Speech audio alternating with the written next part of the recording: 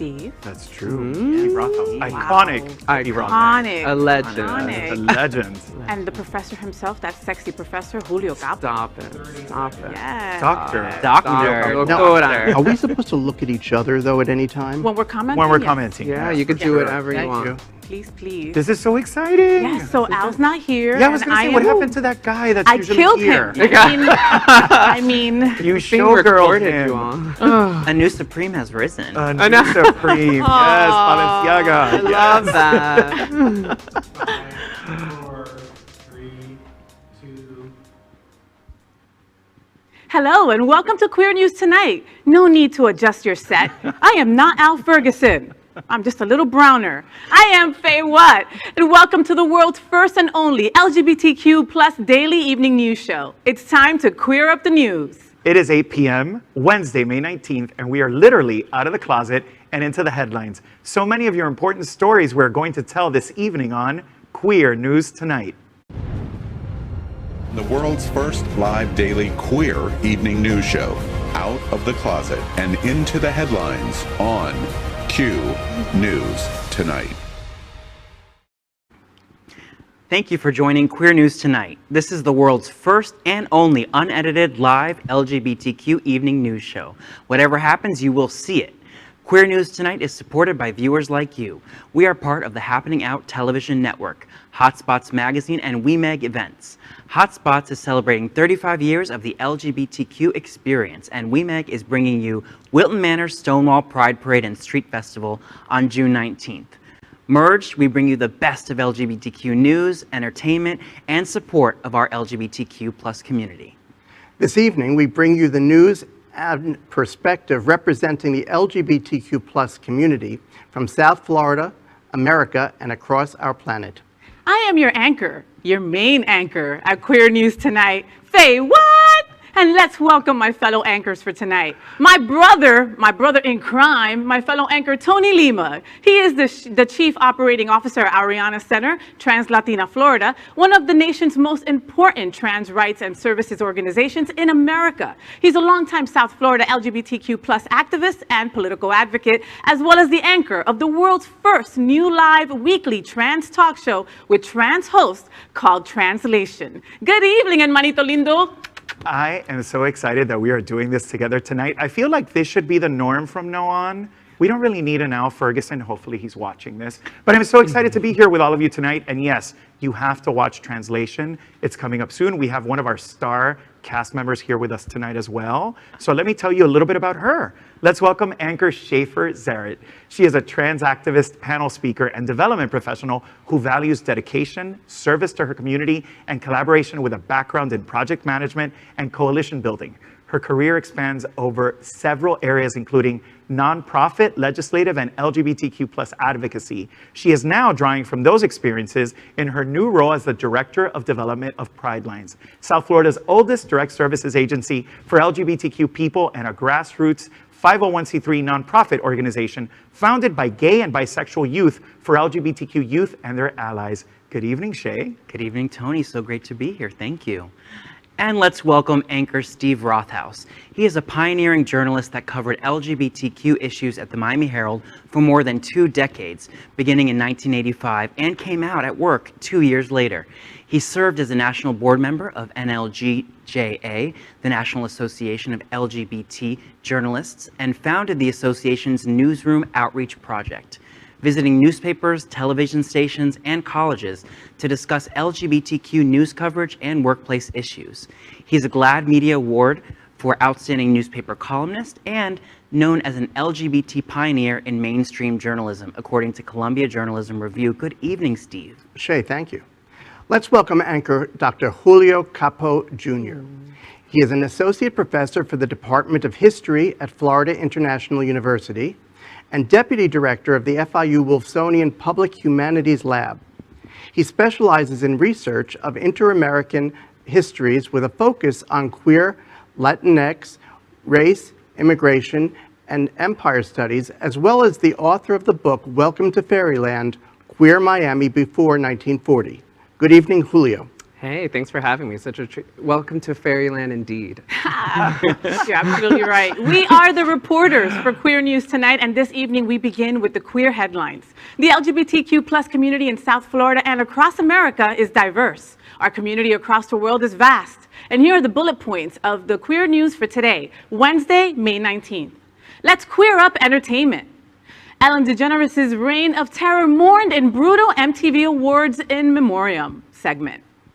Ellen announced last Wednesday that next season would be her last, and the MTV Movie and TV Awards went for the jugular. In a parody of an In Memoriam host, Nikki Glaser said, quote, "I'd now like to take a somber, awkward moment to acknowledge all that we've lost in the world of unscripted entertainment this year," end quote.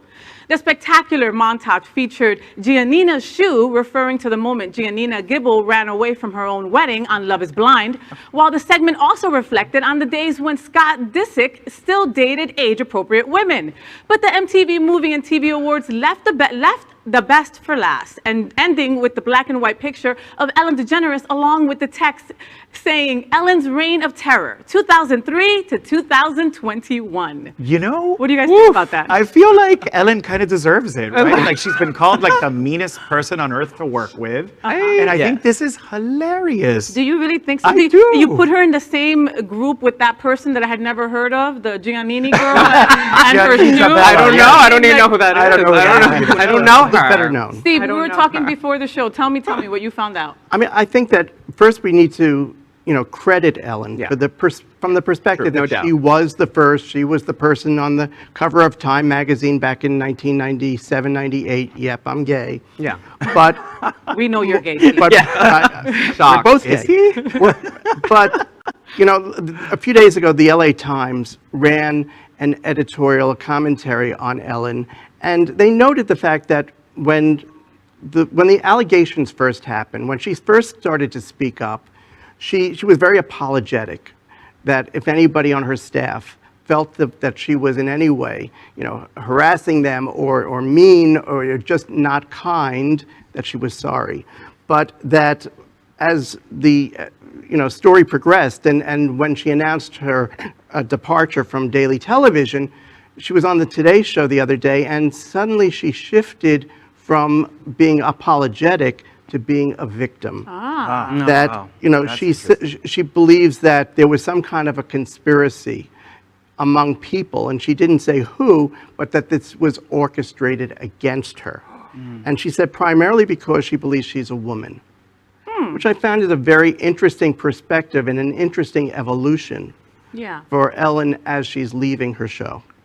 That is interesting. And as someone that dealt with something like that very recently, I kind of feel for her now. Oh, 'cause so I now get you it. feel bad that you I were do mean. a little bit, but she sort of seems like she's like a mean person, right? Like I'm a nice guy. No, you are. You definitely are. I don't know what happens with our lesbian representation, that we get all this great love and audience love, and all of a sudden we go crazy. Do you guys remember Rosie? I mean, yeah. Rosie O'Donnell. Oh, yeah. She was incredible, Yeah. and she was the first daytime LGBTQ host representing us, Absolutely. making millions of dollars, and then she lost it. These are pioneers. I think there's no doubt that and credit them as such, but also acknowledge their faults, right? I mean, Absolutely. as we write in the history books, we have to acknowledge that they were also flawed people, and they were indeed. Yep. Yeah. There would be more to this story. Yeah. Definitely. No, I just want to say that both Ellen and Rosie basically set themselves up for this because they positioned themselves as being kind and nice and the kind of person you'd want to spend an afternoon with, when later, certainly Rosie acknowledged that that's not who she really was. Right, exactly. Good point, And Steve. Who could be that all the time anyway? It's Listen, true. I'd rather hang out with a bitch anytime than On that note, note. let's Exactly. queer up entertainment. Grab some tissues. The first Dear Evan Hansen trailer is here. The first trailer for the upcoming film adaptation of the Tony-winning musical Dear Evan Hansen was just released. The story follows a lonely high school senior with a social anxiety disorder who gets wrapped up in a massive web of lies following the suicide of a fellow classmate. The sensation has already taken over the musical theater world, winning 6 Tony Awards back in 2017, and the first trailer is just as tear-jerking. The film stars Ben Platt, who originated the role on Broadway, as well as Amy Adams, Julianne Moore, Amandla Sternberg, and Booksmart's Caitlin Dever. Did you guys see the trailer? I did. haven't. I did. have. Oh my God, I cried. I Yeah. cried at the trailer, and I thought that it wouldn't do the Broadway musical justice. But just that little snippet that I saw, guys, I really think that it will. And I don't cry at stuff like that. I cry when there's a commercial about a dog that needs a home. You know what I mean? Oh, I did know. too. Okay. ASPCA, Yeah. yeah. $20 a month. With Sarah McLachlan in the back. Oh God! But when it came to this trailer, I was crying. I mean, think about it. In the LGBTQ community, we Yeah. know what it's like to Yes. feel Yeah. alone, to feel transparent, to feel voiceless. It's a Yes. beautiful story. It's true. It's It is a powerful beautiful story. It It's is. one of my all-time favorite shows. Gorgeous. Actually, my baby nephew is named Evan after the show. Aw. Really? My suggestion.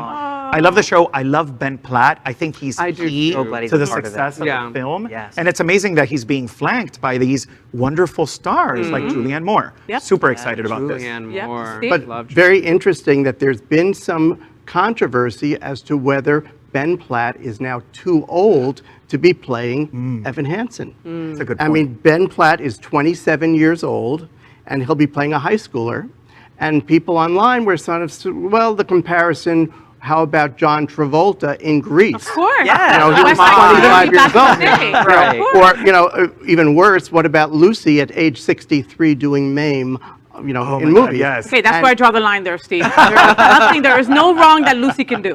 Well, you know, I love the film. I saw it at Radio City on that huge screen, but I do remember people saying, why does it look like there's Vaseline on the lens? Oh, wow. Well, We need some of that Vaseline on the Maybe, lens. maybe it was a porn theater beforehand. I'm not sure. it might I have would been. hope Schaefer, go on up to the next story, my darling. And now we queer up gay culture.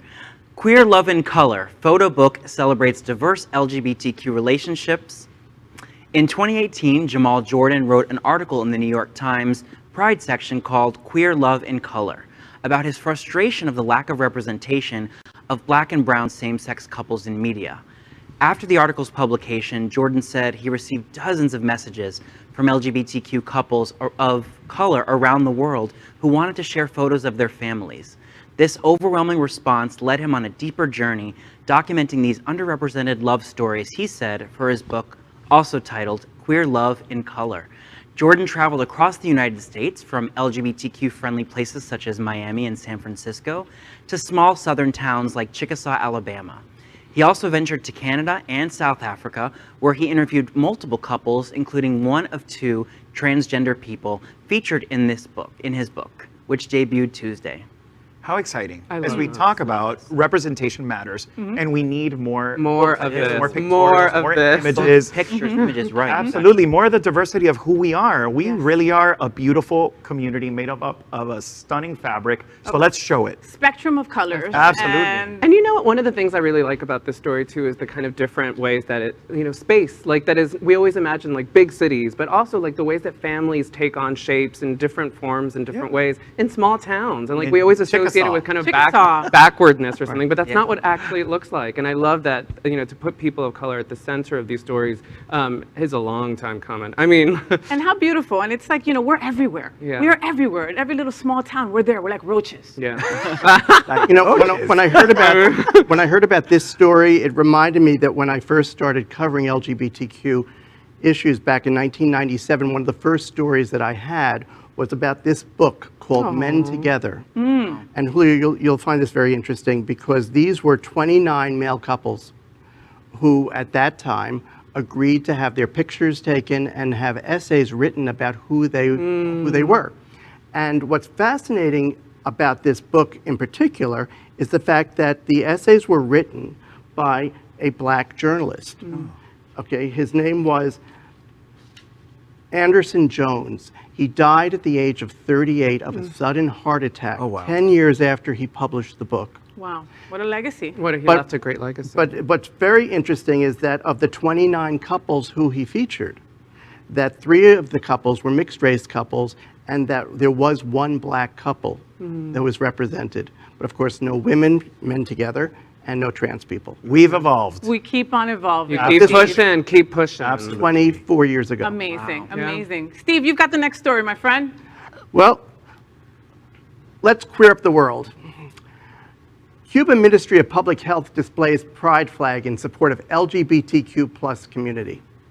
The Ministry of Public Health, MINSAP, hung a pride flag on the outside of its headquarters in support of the LGBTI+ community, whose rights to legalize marriages, access artificial insemination, and full recognition of gender identity are currently being debated in Cuba. The University of the Arts Faculty of the Arts of Audiovisual Media, FAMCA, in addition to MINSAP, also celebrated the International Day Against Homophobia, Transphobia, and Biphobia by placing an LGBTI+ flag on its headquarters. Activists said the embassies of the Netherlands and of the United Kingdom and Northern Ireland, in addition to these institutions, also raised the pride flag this Monday. Some activists took to social media to thank MINSAP for its support and interpreted the gesture as a favorable sign in government policy, which must introduce the Family Code bill in Parliament in July. Others, however, were critical and referred to the Cuban government's history of homophobia. Wow, what an incredible story. So let me hear from the Cubans at the table. There's a I'm lot. looking at Julio, because Julio is the #1 commentator, but I have my own thoughts. I'm sure, and I'm sure, it's one of those things, and there's no doubt, as it says, as you noted, Steve, Cuba does have a long history of institutionalized homophobia, especially after the Cuban Revolution of 1959. This is an important step, and I think we have to also think, but there's a number of ways of reading this, and I think one of the key things for us to remember is the importance of pushing the government to go in this direction, right? That is, that's right. This didn't happen on its own, but rather the people themselves, and of course the international community was really central to pushing this step forward. And really for the Cuban government also now to acknowledge that the movement itself, the LGBTQ movement in Cuba, needs to be beyond the government, right? That is that the people themselves have to have a bigger say in what that's going to look like moving forward. But this is an important step forward. It's also, a way to show that Cuba is open for LGBTQ folks, right? 100%. So it's also a bit of a travel and tourism ploy, 100%. right? So I think that's where it's coming from, because when you really analyze the atrocities that have been happening in Cuba for the last 70 years, if not more, right?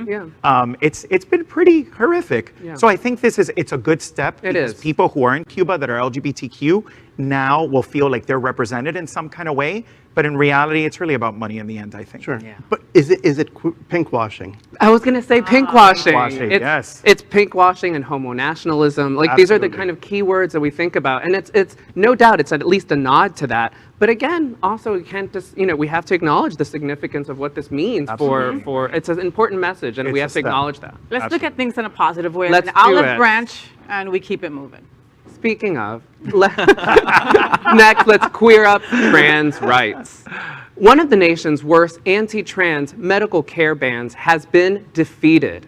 A ban on gender-affirming treatments for transgender youth has been defeated in the Alabama House, preventing the passage of 2021's most extreme anti-trans bills. On Monday night, Arkansas lawmakers were set to vote on Senate Bill 10, which sought to prohibit doctors from providing treatments like hormones and puberty blockers to individuals under the age of 19. SB 10 was one of nearly a dozen bills scheduled for debate on the last day of session, and the legislation was the last on the docket. House Democrats ran the clock out on the evening's hearings, forcing the legislature to adjourn at 11 p.m. before SB 10 could come up for a vote. Barring an unforeseen legislative maneuver, such as calling a special session, the proposal is likely shelved for the remainder of the year. Shelved for the remainder of the year, but not shelved. Not gone forever. Gone for long. It will come back. It will come back harder. And this doesn't, it's a good story for tonight, but tomorrow is another day, and it's more attacks on our community. Shay, why do you think it would come back harder, as you said? They're going to find any way, like in Florida with the charter bill, tacking it onto something that it was not related to. They are committed to breaking apart our community. And this is part of a national platform. Yeah, this is an national. Like this is what's been told to conservatives that they need to do. Trans is absolutely the wedge issue, and we are all supposed to fear the trans community, and that's why these bills are popping up. And you're right, I think the scariest thing here in Florida is with the passing of the sports ban. Yes. That's the first time in 23 years that there's an actual LGBTQ-focused hate bill that passes in our legislature. We have to be vigilant, because there are more to come. I agree with you 100%. It's one of those things where it gives them a little time to mobilize and kind of come harder, but it gives us that time too. Absolutely. Yes. Well, But remember that when they thought in Florida 2 weeks ago that this was going to go away for the session, then all of a sudden at the 11th hour, 11th yeah. hour, it Literally. was back and it Yeah, passed. and it passed. And we awakened the next day to find out that this was now going to be written into the law. I mean, clearly there's a race to the bottom. And Alabama and Florida, they're all headed in that same direction, and people have to be vigilant. They have to be vigilant and do whatever they can to stop these kinds of laws from being, put into state government. Absolutely. Yep. Definitely, definitely. So that is our queer headlines for today. So let's catch up on the LGBTQ news surrounding COVID-19 with our special segment called Quarantine Quickies. Queer News Tonight has been LGBTQ America's most important news source on the pandemic, as we've reported on coronavirus on every news broadcast since January 6, 2020. Tonight, we report the devastating effects coronavirus has had on the American and worldwide LGBTQ community in total cases and deaths. But we also provide hope of a new light at the end of this long tunnel. As of tonight, more than 2,364,000 LGBTQ Americans have contracted COVID-19. We have watched the greatest single year LGBTQ health crisis of our lifetimes. More than 42,000 LGBTQ Americans have died from coronavirus. But the news is improving because as of today, more than 275 million vaccination doses have been administered in the U.S. That is our COVID-19 news for tonight. Next, we report that Happening Out Television Network is passionate about our support for the LGBTQ+ community. An example is Sunshine Cathedral, the world's largest queer church here in Fort Lauderdale. We are broadcasting from our permanent set here at Sunshine in supporting that partnership. The network broadcasts the largest LGBTQ religious broadcast in the world, with more than 30,000 watching every Sunday at 10:30 a.m. Eastern, and it's totally live. We encourage you to tune in. Our campaign of sponsorship proudly supports Sunshine Cathedral is my queer church. Watch this.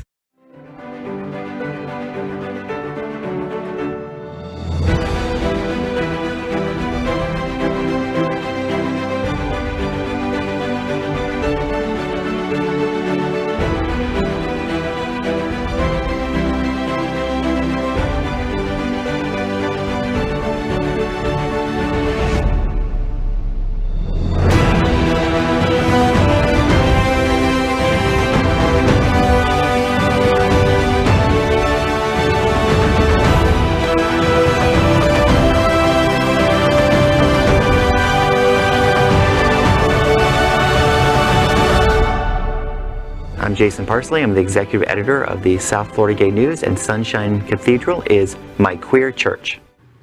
Finally, we thank Queer News Tonight's hotel sponsor, Best Western I-95 Fort Lauderdale. This is the closest and best choice to the famous Wilton Drive, and our hosts and guests stay at this LGBTQ ally partner. We encourage you to stay here when visiting South Florida.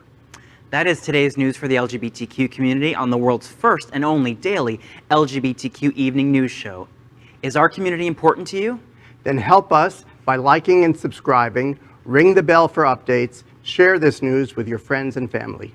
Post this broadcast in the many groups you are a member of. Tonight's stories about our community deserve the attention of your family and your friends. Queer News Tonight is the only live LGBTQ+ digital television news in the world that is out of the closet and into the headlines. We need your support. If our community is to grow, we must tell our stories and bring them to the attention of the broader world. This is the only place in the world that tells these LGBTQ+ stories in motion and sound. That is the passion of Happening Out Television Network and Queer News Tonight. I'm your anchor, Faye Watt, filling in for the unfillable Al Ferguson. Big shoes to fill, and I can tell you that they're actually under this chair. I'm trying to fill them.